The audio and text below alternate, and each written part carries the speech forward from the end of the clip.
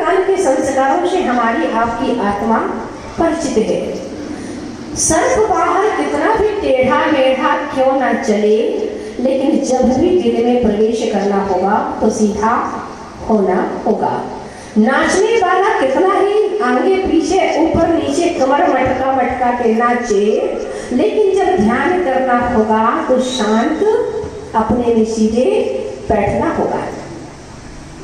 दुनिया के कितने भी व्यापार करो, लेकिन जब जब तुम्हें उसका विशेष रूप से अध्ययन करना होगा, कितना कमाई हुई कितना घाटा हुआ, तो अपने मन को चित्त को शांत करना होगा, तब हिसाब सही सही कर पाओगे। शादी होगी, विवाह होगा, संसार बसेगा, संसार उजड़ेगा, जब तक मन एकाग्र नहीं होगा तब तक कुछ चीज का अर्थ नहीं निकला करता। तो आचार्यों ने आज कहा, बाहर कितने भी लहराओ, बाहर दुनिया में कितने भी गोते लगाओ, दूसरों के साथ कितना भी छल कपट करो, लेकिन तुम्हें लगता है मैं दूसरे को धोखा दे रहा, ये आपकी भूल है। तुम किसी और को धोखा नहीं दे रहे, तुम अपने आप को धोखा दे रहे होते, क्योंकि सामने वाले को तुम्हारी कपट भावना पता नहीं है, लेकिन तुम्हें तो पता है कि तुम क्या करने जा रहे हो। क्या बाहर वाले को पता नहीं कि तुम मेरे साथ क्या करोगे, लेकिन तुम्हारी आत्मा ने पहले तुम्हें वारंट दे दिया कि तुम जो कर रहे हो गलत कर रहे हो, तुम्हें करना नहीं चाहिए, इसका फल मीठा नहीं होगा। एक बार की बात, सामने से चूहा भागा आ रहा था, भागता भागता भागता थक गया, सामने देखा एक पक्षी था, उसने कहा चूहे महाराज गणपति के आसन कहाँ भाग रहे हो, रुको, तुम्हें कौन सी तकलीफ है, रुको। वह रुका, बोला क्या हुआ, बोला पीछे से शिकारी आ रहा, मुझे मारने की तैयारी में है। पक्षी ने कहा चिंता मत करो, अभी मैं हूँ, पंख उठाए, बोले इसके नीचे छिप जा, बाहर से तो ढूंढेगा लेकिन अंदर कोई मुझे उड़ा करके तुम्हें नहीं ढूंढेगा।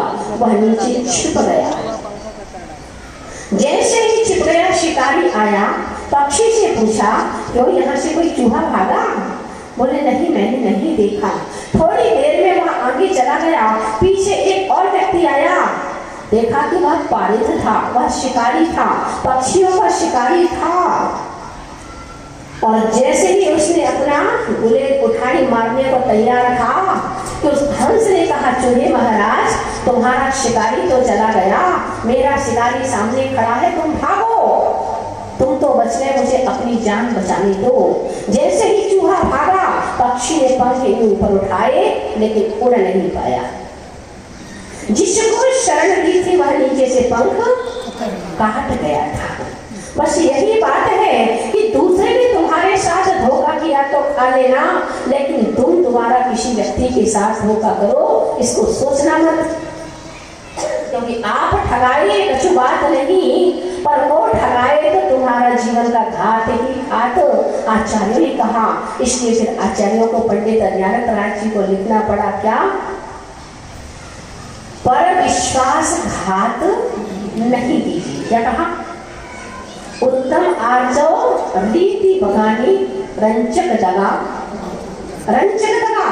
थोड़े से समय के लिए उस चूहे को शरण दी थी, लेकिन इतनी सी शरण इतनी बड़ा दगा कर जाएगा, धोखा कर जाएगा, कुछ पता नहीं था। तो आचार्य कहते हैं कि हम दूसरों के साथ जो करते हैं किसी को पता हो अथवा ना हो, पर तुम्हें स्वयं तो पता है कि तुम किसके साथ धोखा करने जा रहे हो और क्या करने के लिए जा रहे हो। क्या आप लोग अपने साथ धोखा नहीं करते, क्या करते ही नहीं करते? ईमानदारी से बताना। सबको पता है कि मेरी उम्र इतनी है, कितनी, आप लोगों की उम्र कितनी कितनी है? हाँ, हमेशा औरतों की आदत होती है कि दो कम बताएंगी। एक औरतों की आदत होती है दो कम बताएंगी, लेकिन ध्यान रखना कि अगर तुम्हारे पति देव किसी नौकरी में है और रिटायर्ड का समय आ गया तो तुम्हारी उम्र तुम कितनी भी छुपा लेना। पति देव 60 साल में रिटायरमेंट जब उनको मिलेगा तो पत्नी कहेगी कि तुमने नौकरी क्यों की, अगर तुम नौकरी नहीं करते तो मेरी उम्र छिप जाती। क्या कि तुम 60 साल के हो गए, इसका मतलब मैं 58 की हूँ, पर लोगों के सामने तो 55 की बताया करती थी। कहने का कि आपने नौकरी छोड़ी, रिटायरमेंट हुआ, इससे मेरी उम्र पता चल गई। तो अधिकतर मायाचारी हम दूसरों के साथ कम करते हैं, अपने साथ हम धोखा ज्यादा करते हैं। हमें पता है कि हमारे बाल सफेद हो रहे हैं, पहले भी गोदरेज का डाई लगा के हम जवान काले बन रहे हैं। किसके साथ धोखा है? किसी को पता नहीं कि तुम बूढ़े हो गए, तुम्हारे बाल सफेद, लेकिन तुम्हें पता है कि तुम्हारे बाल सफेद हो गए हैं। तुम्हारी उम्र 80 साल की हो गई हो, उठते बैठते टाइम टाइम टाइम करते हो, पर ब्यूटी पार्लर में जाके पोता पोती करवाते हो, 20 साल के लगोगे जरूर, लेकिन जब भी उठोगे तो पता चल जाएगा कि तुम्हारी उम्र 80 है कि 20 की है। इसके साथ धोखा, अपने साथ धोखा। थोपड़े में थोपोगे, दूसरों को पता नहीं कि तुम्हारी उम्र कितनी, लेकिन तुम्हें पता है कि तुम्हारा अपनी आत्मा के साथ छलावा है। और यह छलावा कपट है किसके साथ? जिस प्रकार रुई के अंदर आग अगर हो तो वह कहीं छिपती नहीं, राख के अंदर अगर आग का अंगारा दबा हो तो पैर रखते ही पैरों को जलाएगा, पता नहीं। इसी प्रकार तुम्हारी दगा एक दिन तुम्हारे साथ ऐसा धोखा करेगी कि तुम इसी उम्र में रह जाओगे कि मैं तो अभी 20 में हूँ, पर यमराज का आमंत्रण निमंत्रण तुम्हारे साथ मिल करके तुम्हें उठा ले जाएगा, हमें उठा ले जाएगा। ये किसके साथ धोखा? किसके साथ? कहा जाता कि दूसरे के साथ अगर धोखा करो तो उसका प्रायश्चित, पश्चाताप, आलोचना, प्रतिक्रमण की व्यवस्था शास्त्रों में है। लेकिन अपने साथ जो दगा करता है, तो आचार्य ने कहा जो सगा होता है वही दगा देता है, दाग भी देता है और आग भी देता है। कौन देता है? सगा ही देता, बाहर वाले को पता नहीं कि तुम्हारे घर क्या है, तुम्हारे साथ धोखा कैसे करना, बाहर वाले को पता नहीं, अपनों को पता है। इसलिए आचार्य ने कहा कपट न कीजिए कोई। क्या कहा? कपट। और सबसे ज्यादा कपट अगर मायाचारी है तो आज वर्तमान में इंसान के अंदर है। छोटे छोटे बच्चे एक दूसरे से लव के चक्कर में माता पिता के साथ दगा कर जाते हैं। सारी बातें माता पिता को पता है, लेकिन बच्चों ने एक वह बात जो है जिससे माँ बाप अपने बच्चों का बचाव कर सकते थे, उनकी रक्षा कर सकते थे, वह कपट जिन्होंने जन्म लिया, 9 महीने कोख में रखा, 20 साल तक छाती पे रखा, अपने दूध और खून से सींचा, फटे कपड़े पहन करके अच्छे कपड़े पहनाए, स्वयं भूखे रह करके बेटों का पेट भरा, वही बेटा बड़ा होते ही माँ बाप के साथ दगा कर जाता है। आज वर्तमान की परिस्थिति ऐसी कि पत्नी पति के साथ दगा कर रही है, पति पत्नी के साथ दगा कर रहा। किस्मत से कई लोग ऐसे हैं कि जिनको पत्नियां ही नहीं मिली, जिनका ब्याह ही नहीं हुआ है, लेकिन इतना जिनका हो गया तो एक से काम नहीं चल रहा है। क्या? एक से काम नहीं चल रहा। पत्नी के साथ धोखा, जो तुम्हारे जीवन में, तुम्हारे जीवन को, तुम्हारे घर को, तुम्हारे परिवार को संभालने के लिए अपने सारे पुण्य को, अपनी सारी शक्तियों को, अपने सारे रिश्तों को पीछे छोड़ आई, तुम्हारे घर आने के बाद याद भी नहीं करती, उनके साथ दगा। एक नहीं, इतिहास प्रसिद्ध है। रावण की 16,000 रानियों से काम नहीं चला, महासती सीता को हर करके ले आया। 16,000 से काम नहीं चला। विचार करने जैसी बात है कि आदमी को जब तक जो वस्तु की इच्छा है, जब तक वह नहीं मिलती, तब तक उसके अंदर उसे पाने की तीव्र लालसा होती है। लेकिन जब वह वस्तु मिल जाती है तो कदर खत्म हो जाती है, कम हो जाती है, उससे मन भर जाता है। क्या होता है? जब तक वो वस्तु नहीं मिली तब तक मुझे मिल जाए, उसके पीछे क्रोध करेगा, मान करेगा, मायाचारी, छल, कपट, लोभ, परिग्रह, सब कुछ संचय कर लेगा, राग, द्वेष, मोह सब कर लेगा। लेकिन जब वह वस्तु मिल जाती है तो उसके प्रति आदमी का भाव कम होने लगता, खत्म, क्योंकि वह नजदीक आ जाती है। इसलिए आदमी का झुकाव कहाँ है? जो दूर है। दिया तले अंधेरा, दिया जो होता है उसके नीचे अंधेरा, जो वस्तु पास में है उसकी पहचान खत्म हो जाती है, जो दूर है वह दिखती है। इसलिए आचार्य कहते कपट न कीजिए कोई और चोरन के पुर न हंसे। चोर के मन में कुछ और होगा, वचन में कुछ और होगा, कार्य में कुछ और होगा, आपके घर आया है। इसलिए आचार्य कहते बहुत अच्छी बात कही कि नमन नमन में फेर है, अधिक नमे बेईमान और दगा बाज दूजा नमे चीता चोर कमान। क्या कहा? जो व्यक्ति सामने तुम्हें नमस्कार कर रहा है, तुम्हारे अत्यंत नजदीक दोस्ती बढ़ा रहा है, सावधान। क्या बोल रहे? सावधान। जो अधिक तुमसे खुलने लगा, मिलने लगा, तुम्हारे साथ उठने लगा, बैठने लगा, सावधान हो जाना उससे। क्यों? क्योंकि वह तुम्हें लूटेगा, वह तुम्हें बर्बाद करेगा। क्यों करेगा? तो आचार्य कहते नमन नमन में फेर है, वह ज्यादा झुकने लगा है। चीता जब भी शिकार के लिए निकलेगा तो पहले धीरे धीरे कदम बढ़ाएगा, जैसे शिकार पास में आएगी छलांग लगा के फाड़ के फेंक देगा। क्या करेगा? चीता। चोर पहले तुम्हारे पास आएगा, दूसरों को पता नहीं कि तुम्हारी तिजोरी की चाबी कहाँ रखी, किसी को पता नहीं कि तुम्हारी ज्वेलरी कहाँ रखी, लेकिन जो तुम्हारे अत्यंत नजदीक बैठ रहा है, बैठते बैठते 10, 50, 25 दिन तुमने चाबी यहाँ वहाँ रखी, तुम्हारी चाबी तुम्हें मिलने लगी, पर एक दिन चाबी कहाँ गई, कैसे गई, किसने साबुन के ऊपर उसका आकार ले लिया, किसने तुम्हारा ताला तोड़ लिया, तुम्हें पता नहीं होगा। लेकिन जो तुम्हारे अत्यंत नजदीक बैठता था वह चोर बन के आया था, तुम्हारा मित्र बन के नहीं आया। चोर सावधान। और कमान, धनुष के साथ तीर को तुम जितना खींचोगे उतना लंबा वह तीर लगता है, जितना झुकेगा उतना ज्यादा दूर वह तीर फेंकता है। इसलिए आचार्य ने कहा कि नमन नमन में फेर है, अधिक नमे बेईमान और दगाबाज दूजा नमे चीता चोर कमान। चोरन के पुर ना बसे। लेकिन चोरों से एक चीज सीख लेनी चाहिए कि चोरों से क्षमता क्या होना चाहिए? डाकू से क्षमता, माता से ममता और साधु से समता। 3 चीजें। माँ से ममता, माँ कितनी भी बैरी क्यों ना होगी लेकिन अपने बच्चे को अपने सामने लुटता मिटता नहीं देख सकती, वह उसकी रक्षा के लिए हमेशा तत्पर रहेगी। माँ की ममता।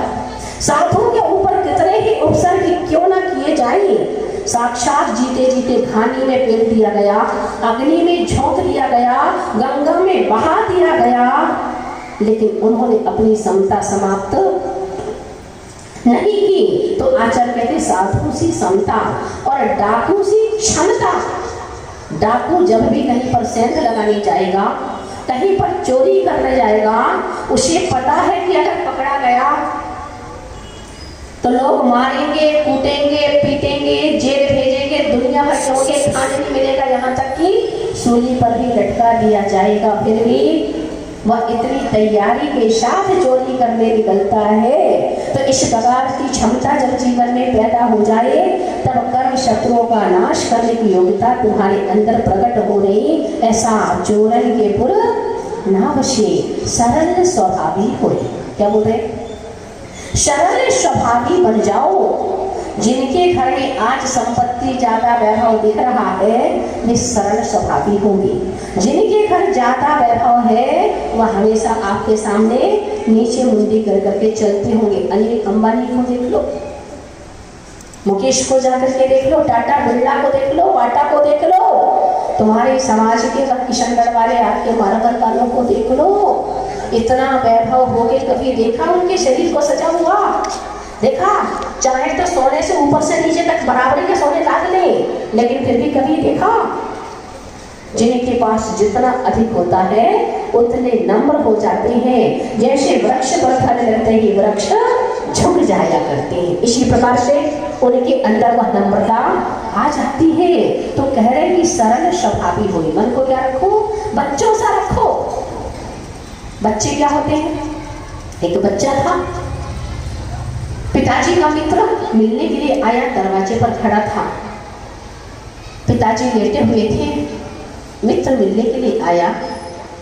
उस बालक से पूछा, पिताजी कहाँ है? बेटा अंदर आया, पिताजी आपका मित्र मिलने के लिए आया है। क्या कहना है? जाओ कह दो कि पिताजी घर पे नहीं है। जाके क्या बोला मित्र से? पिताजी कह रहे हैं कि पिताजी घर पे नहीं है, जाके कह दो। क्या कह दिया? पिताजी घर पर नहीं है, पिताजी ने कहा है। अर्थात बच्चों के मन में कभी भी कोई बच्चा पैदा होगा, क्रोध से ग्रसित नहीं होगा। क्रोध करना तुम सिखाते हो। कोई बच्चा जन्म से मानी नहीं होता। मान का सम्मान करना तुम उन्हें सिखाते हो। कोई बच्चा जन्म से मायावी नहीं होता। उसका आचरण सिखाने के लिए तुम्हें मायाचारी करनी पड़ती है। जन्म से कोई बच्चा लोभी नहीं होता, इससे तो नंगा पैदा होता है। अब कपड़े नहीं पहनता, चड्डी नहीं पहनता, वो चिल्लाता है मत पहना, फिर तो लोग पैर पकड़ के ऊपर बार बार लपेट चिल्लाता, रोता कि मुझे नहीं चाहिए, फिर भी लाद देते हो भार का। कोई भी जन्म से ना क्रोधी होता, ना मानी होता, ना मायावी होता, ना लोभी होता। ये बाहर लोगों के संसर्ग में आते ही क्या होता है? क्रोधी, मानी, मायावी, लोभी, परिग्रही सभी प्रकार का आवरण वह ओढ़ लिया करता। चोरने के पुरना वशे सरल स्वभावी हुई। क्या परिणाम कैसे हुए? बच्चों की तरह बच्चे कैसे होते? सरल स्वभावी होते। उन्हें कुछ पता नहीं क्या है, बस भूख लगी तो रो दिया और पेट भरा तो सो गया। तो ही काम होते बच्चों ही होता। तुम लोग के तो लल्ला लल्ली खिला रहे थे आप लोग बहुत घर में, बहुत आ रहे छोटे मस्त प्यारे लगते हैं, खिला रहे हो जांट के गोरा कर दिया आप लोगों ने उनको। चिकनेरी करके कर दिया। इतना मोह करना भी उचित नहीं है, क्योंकि जो जितना ज्यादा मोही होगा धोखा उतना ही बड़ा होगा। तो तुमने प्यार किया, उसने सह लिया, लेकिन वो जो धोखा देगा उसको तुम सहन नहीं कर पाओगे। इसलिए उतना करो जितना तुम सह सको। इतने पाप करो जिसका फल भोगने के लिए तुम्हारी आत्मा तैयार रहे। इतना ही करना, इससे ज्यादा मत करना। अगर ज्यादा करोगे तो हंसते हंसते कर तो लोगे, लेकिन भोगते समय बहुत बुरा हाल होगा। ऐसा आचार्य कह रहे, सरल स्वभावी हो, मन को सरल बनाओ। मन को सरल बनाओ। रस्सी को जब सीधा करते हैं तो कुएं में बाल्टी उतरती है, और जब खींचते हो तो टेढ़ी मेढ़ी होकर के बाहर पानी को खींच करके लाती है।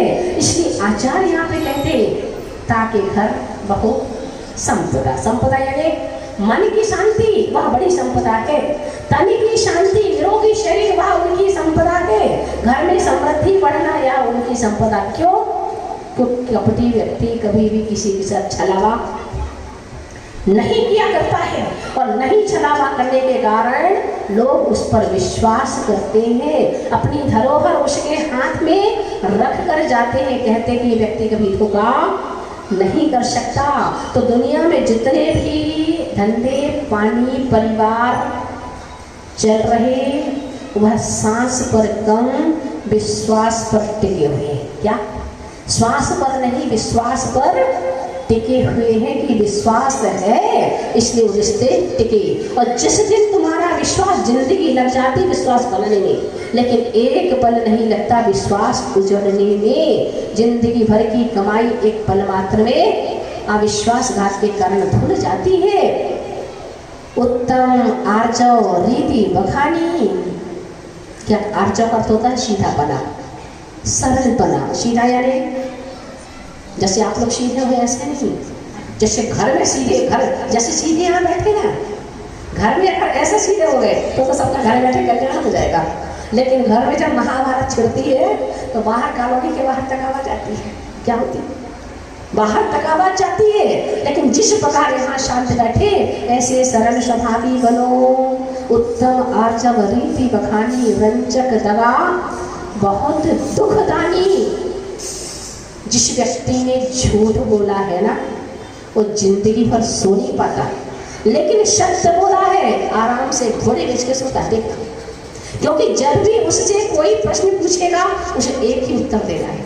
लेकिन जिसने झूठ बोला है अगर ऐसा पूछेगा तो क्या उत्तर दूंगा, ऐसा बोलेगा तो फिर क्या उत्तर दूंगा, ऐसा कहेगा तो फिर क्या उत्तर दूंगा, ऐसा होगा तो फिर क्या उत्तर दूंगा, लोगों के सामने पूछेगा तो क्या उत्तर दूंगा, अकेले में पूछेगा तो क्या उत्तर दूंगा। रात हराम, न रात को नींद, न दिन भर भोजन, दोनों से वो अभागा रह जाता। इसलिए एक बार बोलो, सत्य बोलो, जिंदगी भर आराम से चैन की नींद सो और पेट भर के भोजन करो और विश्वास दुनिया में जमाते चलो।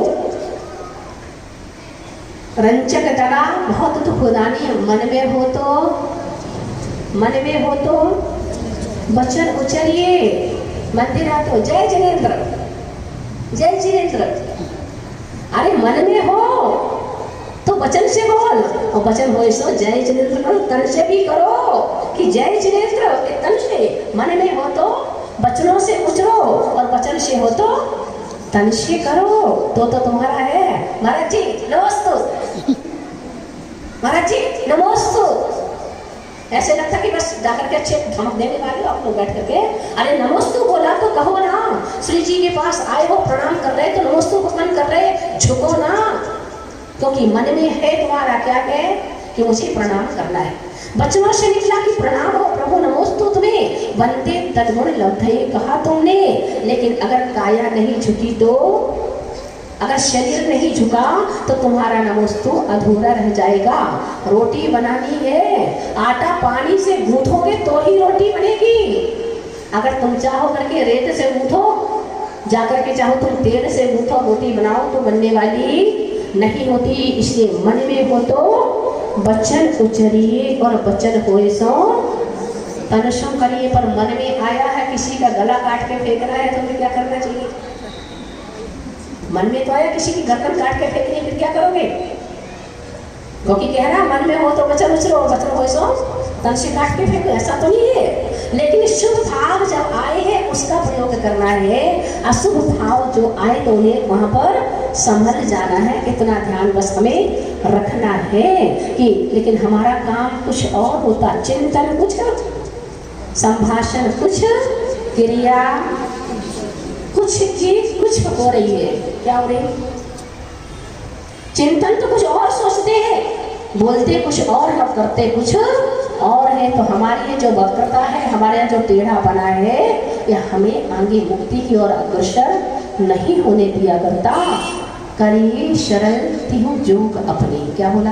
तीनों योग, मनोयोग, वचन योग और काय योग, तीनों की चंचलता को जब तुम वश में करोगे तो मनोमुक्ति, वचन गुप्ति, काय गुप्ति का प्रारंभ होगा, संचार होगा।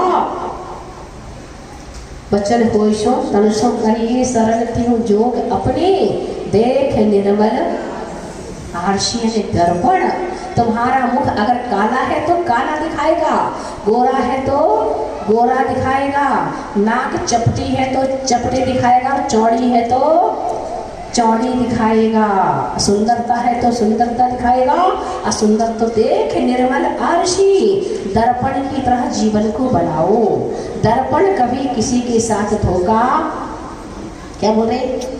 दो चीजों का हमेशा साथ रखना, परछाई कभी साथ नहीं छोड़ती और दर्पण कभी झूठ नहीं बोलता। दो चीजें, दर्पण कभी झूठ नहीं बोलता और परछाई कभी पीछा साथ नहीं छोड़ती। इन दो की संगति करो। मुख करे जैसा लखे तैसा। अपने चेहरे तो हमेशा बदलने की आदत है कि भाई अगर आया है तो चेहरा कुछ और होगा, जेठ जेठानी घर पे आए तो चेहरा कुछ और होगा, माँ घर पे आई तो तुम्हारा चेहरा कुछ और होगा, सासू अम्मा अभी आएंगी, आने वाली है, उसके पहले भी चेहरा बिगड़ जाएगा। इसलिए सबके प्रति एक सा चेहरा हो तो छलावे से बच सकते हो। क्या अपने ऊपर इतना विश्वास रखो कि किसी से पूछने की आवश्यकता नहीं पड़ेगी मैं कैसी हूँ। श्रृंगार करते हो, जब श्रृंगार जितने भी श्रृंगार की सामग्री है कुरूपता को ढकने का ढक्कन है। वो क्या है? आप सोचते हैं कि मैं श्रृंगार करके सुंदर लगूंगी, ऐसी बात नहीं है। पर श्रृंगार जो है कुरूपता को ढकने का चपटी है तो नथ पहना दो बड़ी वाली। क्या करो?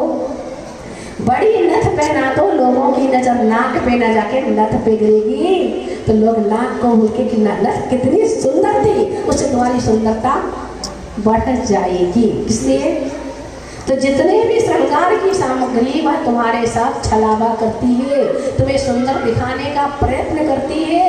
इसलिए तुम्हारे श्रृंगार को जब तुम सज धज के आते उसे मेकअप कहा जाता है। क्या कहते हैं? मैं क्या नहीं, मैं क्या नहीं, तैयार। अब यानी ऊपर से तैयार, अंदर से नहीं। क्या है?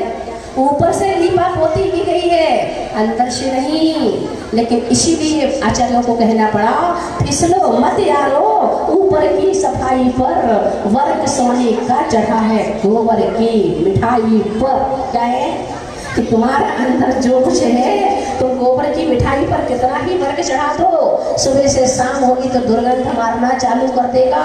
कितना ही तुम इनको सेंट परसेंट अपसेंट सेंट से इस शरीर को रख दो, अगर लाइट घंटा भर चली जाए तो तुम्हारा अवतार प्रकट हो जाएगा कि तुम क्या हो। जो बिना सजे बैठा होगा, चेहरे पर पसीने की बूंदें आएंगी, चेहरे पर मोती सा चेहरा चमकने लगेगा। और अगर लीपा पोती करके आए तो लगेगा एक तरफ खून बह रहा, एक तरफ पीप बह रही, मवाद बह रही चेहरे पर। क्यों? क्योंकि ऊपर से पोता पोती करके आए हो तो सफेद और लाल कलर तो पोत के रखे चेहरे पर, गुलाबी रोज और व्हाइट पाउडर क्रीम थोड़ा थोड़ा पियाओ। ये मायाचारी नहीं तो क्या है, ये छलावा नहीं तो क्या है। सड़े नाखूनों पर जाकर के नेल पॉलिश लगा दी, ओठे चौड़े और काले ओठों पर लिपस्टिक लगा के रख दी। इन चीजों का जो निर्माण होता, अगर तुम जा करके देख लो तो 8 दिन तुमको लेटर भी नहीं आएगी, खाना तो दूर।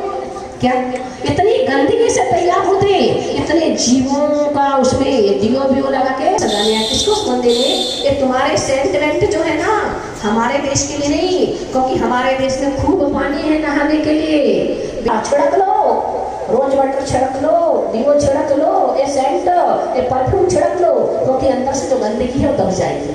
ये तुम्हारे देश के लिए नहीं है, एक प्रदेशों के लिए जहाँ नहाने को पानी नहीं मिलता उस वहाँ की बात है। लेकिन हम क्या करते हैं, हमने सारी गंदगी तो अपना ली पर अपनी संस्कृति वहाँ नहीं छोड़ी। तुम्हारी संस्कृति को वह अपना करके आगे बढ़ रहे और हम उनकी जो संस्कृति कल्चर है ही नहीं उसको अपना करके हम ऊंचा दिखना चाहते। लेकिन हमारे देश की संस्कृति के जितने भी जो कुछ भी तुम्हें दिखता है, शादी के 7 फेरे, मंगलसूत्र, चूड़ियां, सिंदूर, तुम्हारे 16 श्रृंगार के साधन, तुम्हारे तन ढकने को वस्त्र, प्रभु को प्रणाम, गुरु को प्रणाम, प्रवचन की कला, प्रवचन सभा, जिनवाणी की सभा, जिनमें भगवान की पूजन, माता पिता का सम्मान, ये संस्कार सिर्फ तुम्हारे भारत में जिंदा है। भारत को छोड़ करके ये सब चीजें और कहीं मिलती नहीं। इसलिए आचार्य कह रहे कि चोरन के पुर सरल स्वभावी होए ताके घर बहु संपदा, उत्तम आचो रीति बखानी रंचक दगा, बहुत दुखदानी मन में हो तो बचन उचरो और बचन होए सो तन से भी करो, करिए सरल तीन जोग अपने देख निर्मल आरशी निर्मल दर्पण को। दर्पण के ऊपर अगर तेल लगा है, मिट्टी लगी तो तुम्हारा स्वरूप साफ उसमें नहीं दिखता। इसी प्रकार तुम्हारी आत्मा में राग द्वेष मोह कषाय एक गंदगी भरी है, लहराते पानी में चेहरा नहीं दिखता। वही पानी जब शांत हो जाता तो अपना चेहरा हमें दिख जाता। इसी प्रकार हमारी आत्मा में जो गंदगी भरी है, जब तक भरी है तब तक प्रभु के दर्शन, आत्मा के दर्शन नहीं हुआ करते। देख निर्मल आरशी मुख करे जैसा लखे तैसा कपट और प्रीति। अगर कपट वाला चेहरा है तो दर्पण कपट वाला दिखाएगा, अगर प्रेम वाला चेहरा प्रीति वाला है तो प्रीति वाला दिखाएगा। देख निर्मल आरशी मुख करे जैसा लखे तैसा कपट प्रीति अंगारशी, नहीं लहे लक्ष्मी अधिक छल करी। क्या अधिक छलोगे अगर किसी को तो एक ना एक दिन घर पे रेड पड़ेगी और जिंदगी भर की कमाई बल्कि और जहाँ जहाँ दवाई सारी उठा के एक साथ ही पूरी स्वाहा हो जाएगी। नहीं रहे लक्ष्मी। अधिक किस किस के साथ धोखा करोगे, किस किस की आंखों के साथ धोखा करोगे, किस किस के साथ छलावा करोगे। इसलिए आचार्य कहते कि अगर बेईमानी करके कमाया है तो आज नहीं धीरे से आएगा, लेकिन कर्म का उदय तो आएगा। पर इकट्ठा दोगे अर्थात जो तुम्हारी अपनी कमाई थी वो भी साथ में मूल के साथ ब्याज के साथ मूल भी निकल जाएगा। नहीं रहे लक्ष्मी अधक छल करी और कर्म बंध विशेषता, कर्म बंद होगा और विशेष रीति से बंद होगा, अच्छे तरीके से वीआईपी क्वालिटी का बंद होगा। क्या होगा? वीआईपी क्वालिटी का कर्म बंद होगा, उत्कृष्ट से उत्कृष्ट कर्म बंद होगा। भय त्यागी दूध बिला कभी भी, जो बिल्ला होता है ना, बिल्ली क्या करती है? किसी के घर में जब घुसती है ना तो दूध पीती है और दूध पीते समय अपनी आंखें बंद कर लेती है। उसको लगता है मुझे कोई नहीं देख रहा, लेकिन पीछे से एक लठ पड़ता है ना तब पता चलता कि क्या तो देख। क्या बता रहे? भय त्यागी दूध बिलाग पीवे। इसी प्रकार व्यक्ति जो मायाचारी छल कपट करता है भय को त्याग करके तो करता है, लेकिन जब भय कर्म उदय में आता तो पैसा तो जाता, इज्जत भी चली जाती।